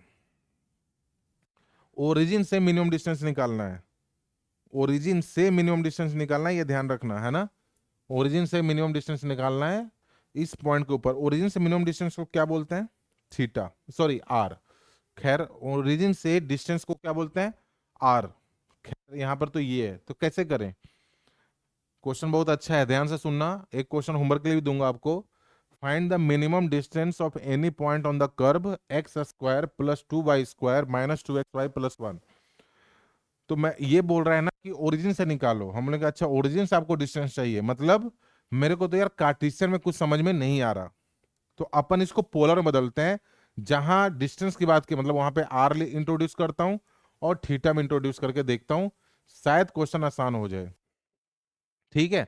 तो जहां जहां एक्स है, अगर मेरे को कार्टेशियन से पोलर में जाना है, तो जहां जहां एक्स है वहां मैं क्या लिखने वाला हूं? R cos theta. और जहां जहां वाई है वहां क्या लिखने वाला हूं? R sine theta. बोले बताओ ये समझ में आया? जहां जहां एक्स है वहां अपन क्या लिखने वाले हैं? R cos theta. और जहां जहां y है वहां पे क्या लिखेंगे, r sin थीटा। पहले यहां तक क्लियर हुआ, यहां तक क्लियर हुआ। इससे फायदा क्या हुआ सर, अब देखो फायदा अभी, r cos थीटा, तो ये हो गया बेटा r square cos square theta, ये हो गया 2 into R square sine square theta, ये हो गया माइनस का 2 R cos theta are sine theta, मतलब R square cos theta sine theta, है ना, इक्वल टू 1। खैर यहां तक कुछ तो आया। अब देखो मेरे को मिनिमम डिस्टेंस मतलब आर के पर कमेंट करना है, आर मिनिमम बताना है एक तरीके से, खैर है ना, मिनिमम डिस्टेंस फ्रॉम ओरिजिन, मतलब आर को मिनिमम करके दिखाना है, राइट है। यहां तक समझ में आ रहा है नहीं आ रहा, आर को मिनिमम करके दिखाना है, ये ध्यान रखना। अब इसके बाद क्या करेंगे बताओ, इसके बाद क्या करोगे, हम एक काम करते हैं, इन सभी में से आर स्क्वायर कॉमन ले लेते हैं, तो क्या बन रहा है, cos square theta plus 2 sine square theta minus cos 2 theta sine 2 cos theta sine theta, मतलब साइन 2 थीटा। अब देखो आर स्क्वायर को सेपरेट कर लो, तो ये क्या बनेगा 1 upon cos square theta plus, देखो यहाँ पर 2 साइन स्क्वायर थीटा है, तो मैं एक साइन स्क्वायर थीटा तो चलो हटाऊं कम से कम, और इसको 2 साइन स्क्वायर थीटा को ब्रेक करके नीचे ले गए, माइनस का साइन 2 थीटा। पहले बताओ ये समझ में आया, यहां तक क्लियर हुआ, आगे चले, है ना। अब ध्यान से देख, यहां से यहां तक क्या हुआ बेटा, यहां से यहां तक हुआ 1 upon 1 plus sine square theta minus sine 2 theta, minus sine 2 theta, और ये है आर स्क्वायर। मैं कुछ हद तक तो पहुंच पाया हूं, बात समझ में आई। अब ध्यान से देखिए क्वेश्चन ना धीरे धीरे ट्रिगो की तरफ मूव ऑन हो रहा है, क्यों, क्योंकि मेरा इंटरेस्ट किस में है, आर की मिनिमम वैल्यू निकालना। अगर आर की मिनिमम वैल्यू निकालना है तो एक तरफ अगर ये मान लें कि इसको साइड में बैठा के सोचें, यानी इसका कुछ ना कुछ मिनिमम और मैक्सिमम बताना है, राइट। यानी इसको अब मेरे को एक तरीके से रेंज के ऊपर कमेंट करना है। और ये क्वेश्चन किसका है, ट्रिगो का। तो ट्रिगो में ना रेंज जब निकालते थे तो दो तीन फॉर्म में निकालते थे। एक फॉर्म होता था ये वाला, देखो क्योंकि यहां पर 2 थीटा है, इसको देख के नजर आ रहा है कि ट्रिगो में एक फॉर्म होता था A cos theta plus B sine theta. इसका अगर कोई रेंज पूछता था तो हम बोलते थे इसका रेंज होता है माइनस का अंडर रूट ए स्क्वायर प्लस बी स्क्वायर, और इधर प्लस का अंडर रूट ए स्क्वायर प्लस बी स्क्वायर, है ना। यानी मेरा टारगेट है कि ये वाली फोटो को इस वाली फोटो में हम चेंज कर दें, कहने का मतलब अगर यहाँ पे 2 थीटा है तो यहाँ भी 2 थीटा हो, देखो ना, अगर यहाँ पे थीटा है तो यहाँ पे भी थीटा है, अगर ये एक साइन है तो ये कॉस हो। तो एक चीज बताना, अभी बात हुई थी कॉस 2 थीटा का फॉर्मूला क्या होता है, cos square theta minus sign square theta, बोलो सही है। अगर मैं बोलूं इसको मैं 1 माइनस 2 साइन स्क्वायर थीटा हो जा, 1 माइनस 2 साइन स्क्वायर थीटा, ठीक है ना, 1 माइनस 2 साइन स्क्वायर थीटा, तो यहां से बेटा क्या बनेगा बताओ, 1 माइनस 2 साइन स्क्वायर थीटा, तो यहां पर तो साइन स्क्वायर थीटा है ना, तो मैं बोलूंगा 2 sine square theta equal to फिर 1 माइनस कॉस 2 थीटा। खैर तो साइन स्क्वायर थीटा को क्या लिखने वाले हैं अपन, 1 माइनस कॉस 2 थीटा बाई 2। पहले बताओ यहां तक समझ में आया, क्योंकि हम कहीं ना कहीं 2 थीटा में एंट्री मारने की कोशिश कर रहे हैं। अब ध्यान से देखो, इसको आर स्क्वायर को हम लोग क्या लिख दें, आर स्क्वायर को लिख दूं 1 upon 1 plus sine square theta को ये लिख रहा हूं 1 minus cos 2 theta by 2 minus sine 2 theta. ध्यान से देखना, अच्छा क्वेश्चन है, एक क्वेश्चन होमवर्क के लिए दे रहा हूं आपको। तो यहां पर कितना होगा 1 प्लस 1/2 मतलब 3/2, है ना। फिर माइनस साइन कॉमन लेते हैं तो ये 1/2 कॉस 2 थीटा, कॉस 2 थीटा, ध्यान से देखो 1/2 cos 2 theta, 1 plus 1/2 3/2, plus minus minus common ले लिया तो 1/2 कॉस थीटा, ये भी माइनस बाहर चला गया, तो यहाँ पर साइन 2 थीटा बचा, बिल्कुल सही है ना, यहाँ तक बिल्कुल सही है। अब ध्यान से देखिए, इसका रेंज बताना है ना, आर स्क्वायर का, ये है आर स्क्वायर। अब ध्यान से देखो, हमारे को आर स्क्वायर का क्या बताना है, मिनिमम पूछा है ना, फ्रॉम द ओरिजिन मिनिमम पूछा है, तो मिनिमम अगर पूछा है तो मेरे को क्या करना है, मिनिमम के लिए क्या करना चाहिए, आर स्क्वायर का मिनिमम चाहिए। मिनिमम कब होगा, जब नीचे वाली पार्टी क्या हो जाए, मैक्सिमम हो जाए। अरे जैसे 1 अपॉन लैम्डा है, मैं मिनिमम चाहता हूं, मिनिमम मतलब ये जितना बड़ा होता जाएगा उतना मिनिमम बनता जाएगा, है ना, जितना बड़ा होता जाएगा डिनोमिनेटर उतना ही ये मिनिमम होता जाएगा। अगर तुम आर स्क्वायर मतलब आर की वैल्यू मिनिमम चाहिए तो 1 अपॉन में ये जितनी बड़ी पार्टी बनती जाएगी उतना अच्छा है हमारे के लिए, ठीक है। अब देखो यहाँ पे 3/2 माइनस बना है, 3/2 माइनस है ना, 3/2 माइनस का है। तो ये वाली पार्टी मैक्सिमम कब होगी, जब 3/2 से ये वाली पार्टी कम हो रही है, मतलब कम हो रही, मैक्सिमम कब होगी, पहले इसका रेंज निकालने एक बार। 3/2 माइनस, बात समझ में आ रही नहीं आ रही है, 3/2 माइनस ये कब होगा बताओ, यहां तक समझ में आ रहा है, ये 3/2 माइनस का कब होगा देखो। इसको एक बार उधर कर लेते हैं, जगह कम है, देखिए ये वाला होमवर्क के लिए बेटा है ना, वही क्वेश्चन इधर कर रहा हूं। तो आर स्क्वायर क्या आया, 1/3/2 माइनस 1/2 कॉस 2 थीटा प्लस का 1/2 कॉस 2 थीटा प्लस का कितना है, प्लस का साइन 2 थीटा। बस इसकी अब मिनिमम वैल्यू निकालने के लिए अपन नीचे वाले को मैक्सिमम करने की कोशिश करते हैं, ध्यान से देखना। तो भूल जाओ क्वेश्चन, अब वापस आ जाते हैं दूसरे पार्ट इसका। पहले ध्यान से देखो इधर, यहाँ पे पहले इसको बुलाएं, देखो 1/2 cos 2 theta plus sign 2 theta की मैक्सिमम मिनिमम वैल्यू क्या होगी बताओ। बोलोगे सर ये वाली फोटो तो स्पेशल है, इसका होता है A square plus B square, ए हमारा है 1/2 यानी 1/2 का स्क्वायर प्लस बी स्क्वायर, हम बोलेंगे हाँ यही होगा। और इधर होगा सर माइनस का ए स्क्वायर प्लस बी स्क्वायर, हम बोलेंगे हाँ इसका भी यही होगा, जो वो लिखा है ये माइनस साइन के साथ। तो यहाँ पर क्या होगा 1/2 cos 2 theta plus sign 2 theta, तो 1/2 प्लस 1 यानी 1+4 यानी √5/2, और इधर क्या होगा माइनस का √5/2। अब ध्यान से देखो, आपको क्या चाहिए, आपको क्या चाहिए, आर स्क्वायर क्या होना चाहिए, मिनिमम। आर स्क्वायर की फोटो कैसी है, 1 अपॉन समथिंग वाली। अगर आर स्क्वायर मिनिमम चाहिए तो नीचे वाला क्या होना चाहिए, मैक्सिमम। नीचे वाला क्या होना चाहिए, मैक्सिमम। नीचे वाला मैक्सिमम कब होगा, अब पुट करके देखो, ये वाली पार्टी क्या होना चाहिए, माइनस। अगर मैं डालूंगा तो प्लस का हो जाएगा तो मैक्सिमम बनेगा। तो इसकी वैल्यू तो हम लोग लेंगे माइनस का √5/2, प्लस का अगर लूंगा तो और ये मिनिमम हो जाएगा ना बेटा। मेरे पास दो ऑप्शन है, माइनस √5/2 पुट करूं या √5/2 पुट करूं। तो 3/2 माइनस ऑफ माइनस √5/2 प्लस, यानी मेरे को मैक्सिमम पूरा का पूरा डब्बा नीचे वाला मैक्सिमम चाहिए। तो ये वाली पार्टी को मैंने बोला माइनस √5/2 होने के लिए, इससे क्या होगा, ये मैक्सिमम होने की कोशिश करेगा। तो आर स्क्वायर इक्वल टू क्या बनेगा आपको, 1 प्लस का √5/2। तो r square equal to 2/3 plus √5, ये बेटा आर स्क्वायर है। चूंकि आर की मिनिमम वैल्यू चाहिए तो अंडर रूट को उधर भेज देता हूँ, जैसे अंडर रूट को उधर डिस्टेंस है ना तो पॉजिटिव ही रखेंगे, और 3 प्लस √5 आया, समझ नहीं आया, क्योंकि डिस्टेंस की बात हो रही है तो ये तो पॉजिटिव ही होगा। तो ये आंसर आया, अजीब सा आंसर आया लेकिन यही आंसर भी है।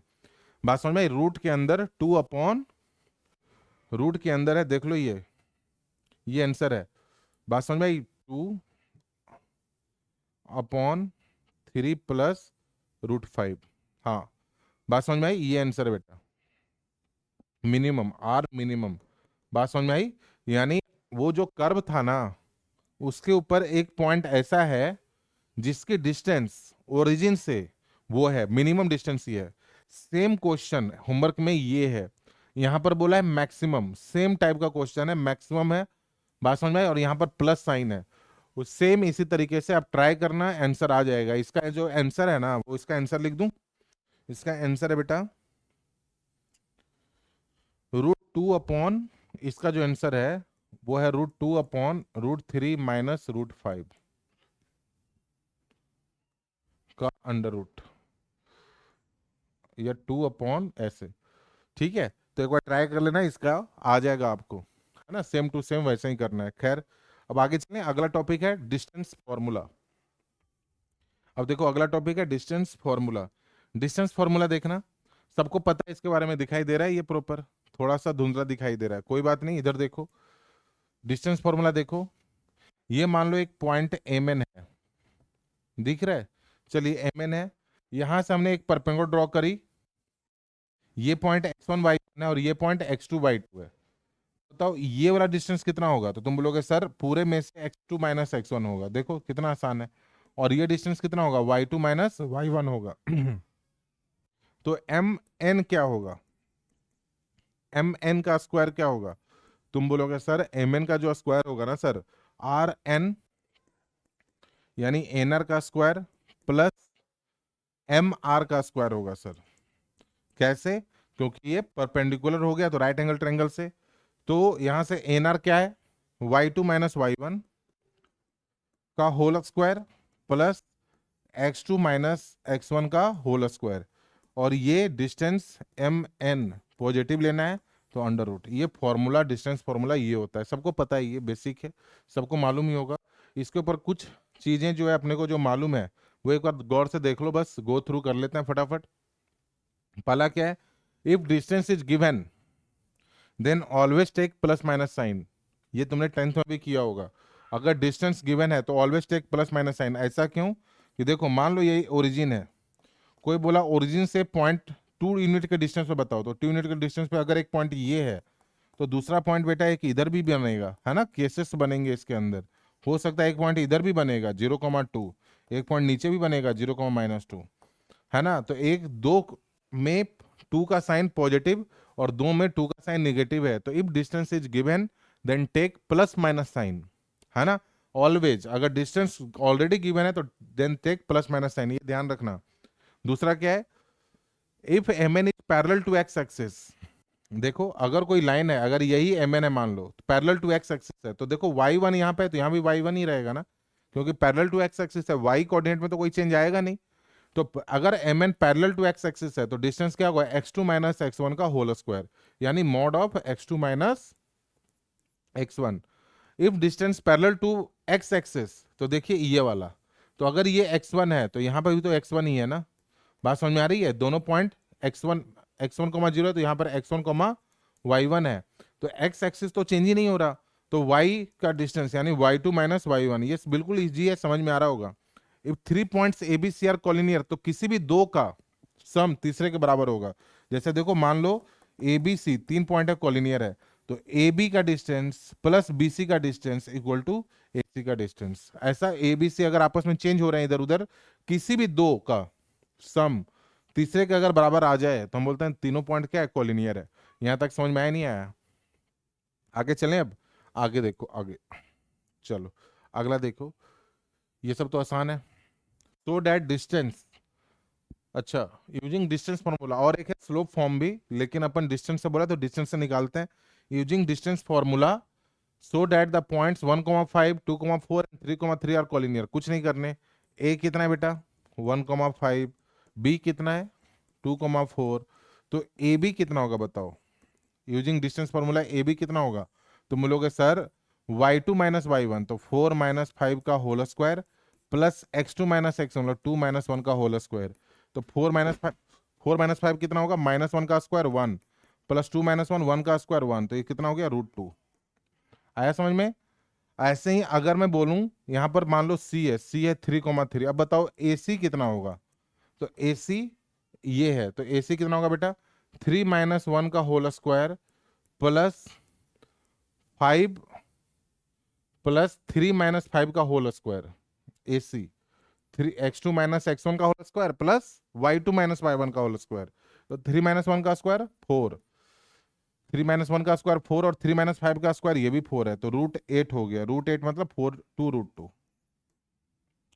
ठीक है, चलो अगला BC क्या होगा? BC equal to BC x2 minus x one, मतलब 2 माइनस 1 का square plus y2 minus y1, मतलब 4 माइनस 5 का स्क्वायर।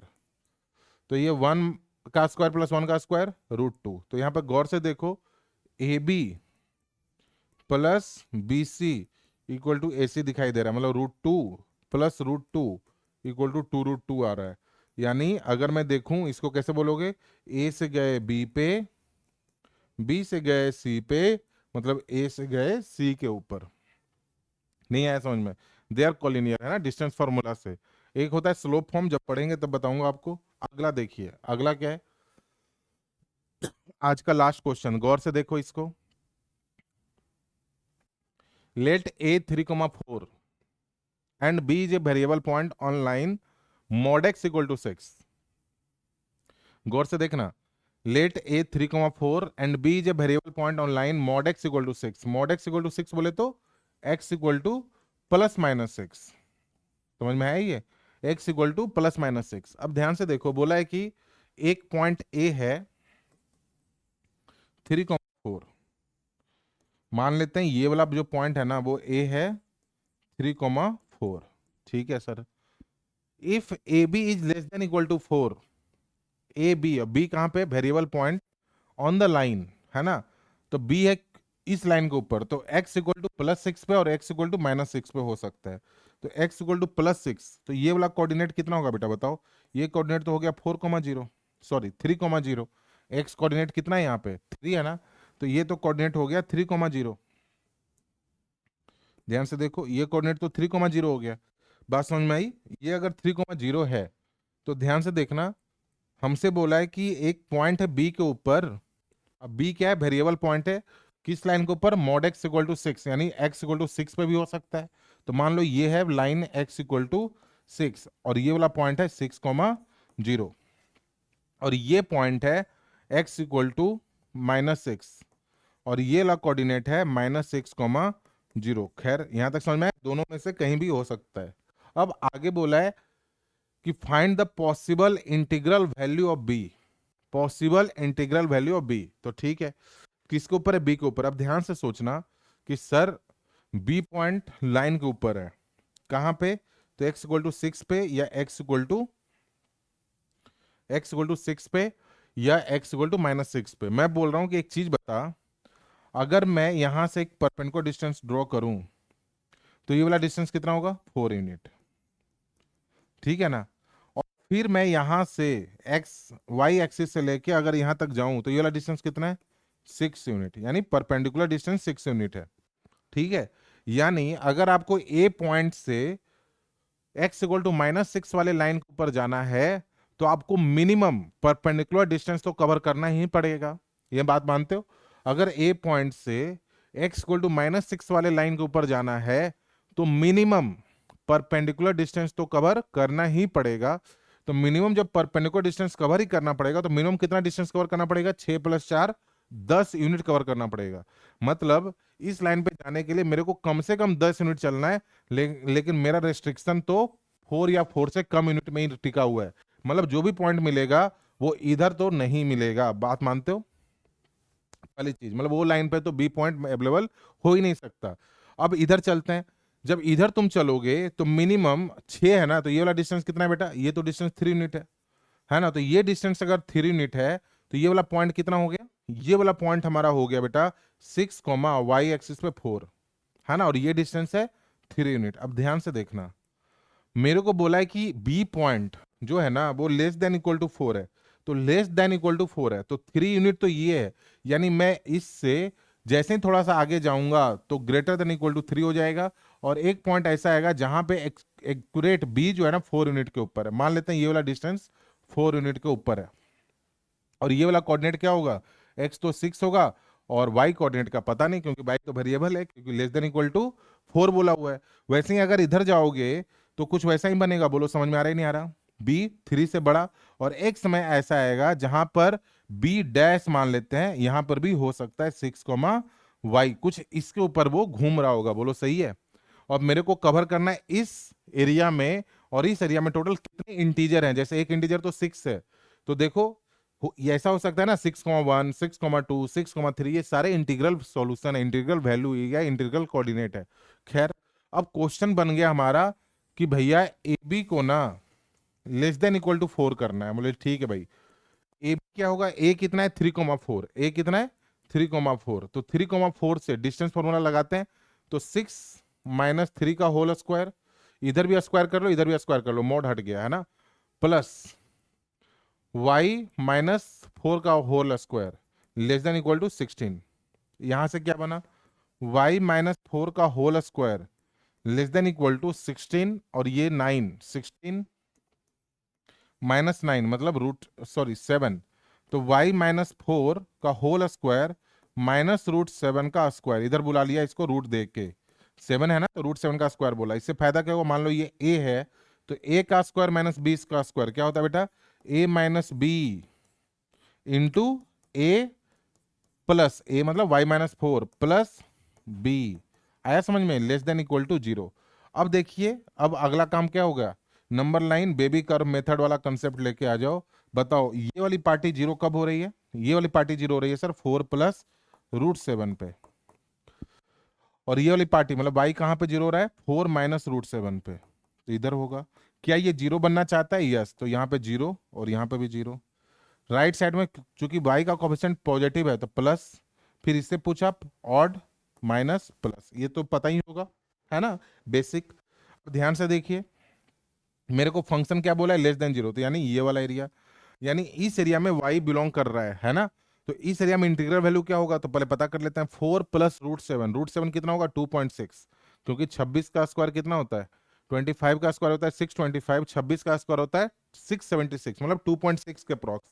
तो 4 प्लस √7 मतलब 6.6, अप्रॉक्स वैल्यू 6.6 है, क्योंकि √7 हो गया 2.6 के अप्रॉक्स, है ना।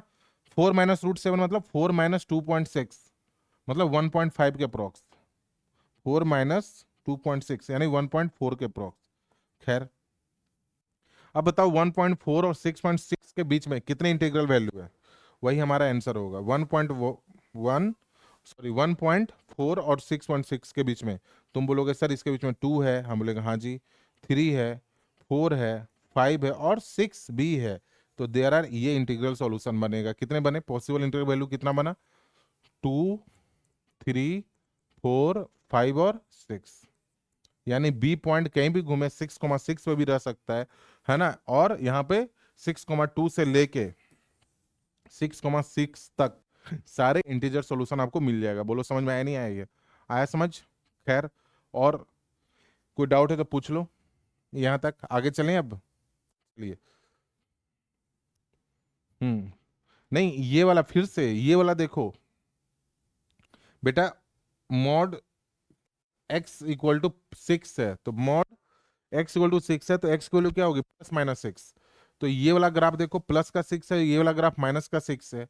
अगर तुम ए पॉइंट से 4 यूनिट या 4 से कम डिस्टेंस कवर करना चाह रहे हो, तो इस लाइन पे जाने के लिए पहले तो पता कर लेना 4 यूनिट से कम ही चलना है। तो हम 4 यूनिट तो यार वाई एक्सिस पे ही जाने में लगा दिए, फिर इस लाइन पे जाने के लिए 6 यूनिट और चलना पड़ेगा, मतलब इस लाइन पे जाने के लिए मेरे को 10 यूनिट चलना है, लेकिन मेरे को क्या बोला है 4 या 4 से कम ही चलने के लिए बोला है। तो इधर तो मिलेगा ही नहीं, जो भी सॉल्यूशन इधर होगा, ठीक ना। ठीक है, चलो, आप ना थोड़ा सा फोकस वे में पढ़ते रहो इसी तरीके से, ठीक है। एक बार पता है क्या हुआ, एक, चलो सच्चाई बताता हूँ, एक करंट स्टोरी बताता हूँ। एक बार एक लड़का है क्लास के अंदर, हमारे ऑफलाइन में था, तो उसका ना जब शुरू में आया था ना 10th से 11th में, तो उसका एक माइंड सेट हो गया था, सारे बच्चे सारे टीचर, यहाँ तक कि मैं भी कभी कभी लगता था यार बच्चा तो पढ़ने में ठीक है, लेकिन ना जेई वाला मटेरियल नहीं है, ये शायद जेई नहीं निकाल पाएगा। ठीक है, तो सारे बच्चे उसको बोलते थे कि यार तू पढ़ाई में ठीक है, लेकिन तेरे से जेई नहीं होना। ये बात ना उसको घर कर गई, मतलब दिल में बैठ गई कि कैसे लोग हमारे को ऐसा बोल सकते हैं, अभी बहुत टाइम है और अभी से लोग ऐसा क्यों बोल रहे हैं। तो उन्होंने डिसाइड किया कि अपन जो भी करते हैं ना, उससे थोड़ा सा ज्यादा करेंगे। जो भी काम करते हैं, जैसे पहले से मान लो वो 4 घंटे पढ़ता था, तो अगले दिन से वो 4 घंटे 10 मिनट पढ़ने लगा। 1 वीक तक 4 घंटे 10 मिनट पढ़ा, फिर अगले बार 4 घंटे 20 मिनट की पढ़ाई करनी शुरू की, मतलब थोड़ा थोड़ा आगे बढ़ना शुरू किया। फिर जैसे मान लो 10 क्वेश्चन करता था पर डे, अगले दिन 11 क्वेश्चन करने लगा, फिर अगले दिन 12 क्वेश्चन करने लगा। मतलब वो थोड़ी थोड़ी ना इंप्रूवमेंट अपने अंदर करनी शुरू कर दिया, अचानक से सडन इंप्रूवमेंट नहीं, थोड़ी थोड़ी। अचानक क्या हुआ, धीरे धीरे उसके मार्क्स भी इंप्रूव होने लगे पेपर के अंदर। ठीक है, एक समय ऐसा आया, day change two month, month change two year, after a year उसका ना जो सब लोग बोल रहे थे इम्पॉसिबल है, वो बच्चा ना पॉसिबल करके दिखा, और उसके आईआईटी में ना 5034 रैंक आए। बात समझ में आई। तो कहने का मतलब ना बेटा कि वही जो छोटी छोटी जो उसने अपने अंदर चेंज करी ना, वही एक ऐसा पहाड़ बन गया कि उसका एक सिलेक्शन के ऊपर ले जाके बैठा दिया उसको। क्लियर हो रहा है ये। तो हम लोग बार बार बोलते हैं, मैं तो ऐसा बोलता रहता हूं कि सक्सेस ना एक दिन में नहीं मिलता, सक्सेस एग्जाम के दिन नहीं बनती, सक्सेस उसके पीछे के एफर्ट से बनती है। तो आप हर दिन थोड़ी थोड़ी ना अपने अंदर चेंज करो, क्योंकि सारे बच्चों के अंदर ना कमियां पता होती है, सारे बच्चों को अपनी कमियां पता है कि मैं कहाँ पे लैग कर रहा हूँ, मैं कहाँ पे टाइम बर्बाद कर रहा हूँ, मैं कितना देर सोशल मीडिया पे जा रहा हूँ। आप इन सब चीजों से अपना टाइम कट करके ना अपने जो मेन मोटो है, मेन फोकस है, उसके ऊपर लगा के रखो। पक्का पक्का सिलेक्शन है यार। जेई मेंस तो मैं बोलता हूँ बहुत आसान है निकालना। बस आपने क्या करना है, सीरियस रहना है, कंसिस्टेंट रहना है, फोकस में पढ़ाई करनी है और सिलेबस के अंदर रह के पढ़ाई करनी है। जेई मेंस तो इतना आसान है निकालना, एनआईटी की सीट पानी बहुत आसान है। एनआईटी की सीट पानी सही में बहुत आसान है, क्योंकि लगभग 16-17 हजार सीट तो आईटी में है और 40 हजार, मतलब 35,000 के आसपास सीट एनआईटी में। तो 60-70 हजार तो रैंक आपका अच्छे कॉलेज की तरफ जा रहा है ना। तो सोचो ना, 60-70 मतलब 7-8% बच्चा जो सीरियस कैंडिडेट है वो तो कहीं ना कहीं जा ही रहा है। और सीरियस किसको बोल रहे हैं अपन, जो सिंपल 2 साल कंसिस्टेंट पढ़ रहा है। कंसिस्टेंट मतलब मान लो आज फेस्टिवल आज नहीं पढ़ा है, कोई बात नहीं, 1-2 दिन बीच में ब्रेक ले लिया, लेकिन फिर से जब पढ़ना शुरू किया तो कंसिस्टेंट वही 8 घंटे की रूटीन अपन फॉलो करने में लगे हुए हैं। ठीक है, खैर लेक्चर अब क्लोज करें। तो जिस बच्चे ने अभी तक हमारा Apex match JEE channel subscribe नहीं किया वो जल्दी से जल्दी प्लीज कर लो। आप यही सब, आपसे और कोई हेल्प नहीं चाहिए, आप इसको सब्सक्राइब कीजिए। और जिस बच्चे ने डिटेल में मटेरियल वगैरह जिसको चाहिए वो ऐप के ऊपर जाओ, ऐप इंस्टॉल करो और उसके थ्रू आप आराम से, है ना, डाउट क्लास भी ले सकते हो। 1-to-1 भी हम डाउट क्लास दे रहे हैं यहाँ पे। ठीक है, खैर ओके बेटा, तो क्लोज करें। Okay, all the best, take care बेटा, टेक केयर, ओके बाय।